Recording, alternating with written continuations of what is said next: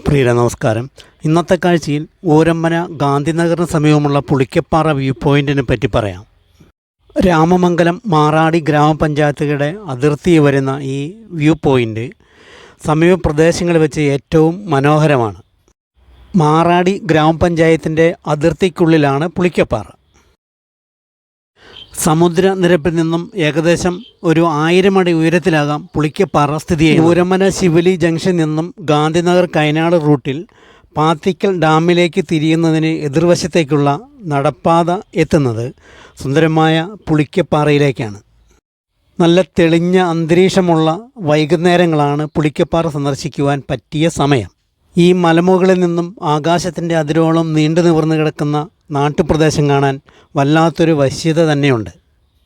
Muvattupuzha Valakom public ലൈബ്രറിയിലെ Balavedi കൂട്ടുകാരുടെ നാടറിയാൻ യാത്ര എന്ന പരിപാടിയുടെ ഭാഗമായാണ് ഇവിടെ എത്തിയത്.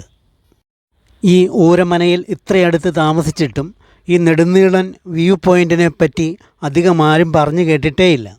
നാടറിയാൻ യാത്ര എന്ന പരിപാടിയിലൂടെ കൊച്ചു കൂട്ടുകാരോടൊപ്പം പുളിക്കപ്പാറയിലെ കാഴ്ചകൾ എല്ലാവർക്കുമായി പങ്കുവെക്കുവാൻ കഴിയുന്നതിൽ വളരെയേറെ സന്തോഷമുണ്ട്. ഈ പുളിക്കപ്പാറ സ്വകാര്യ വ്യക്തിയുടെ സ്ഥലമാണോ അതോ മാറാടി ഗ്രാമപഞ്ചായത്തിൻ്റെ സ്ഥലമാണോ എന്നൊന്നും അറിയില്ല.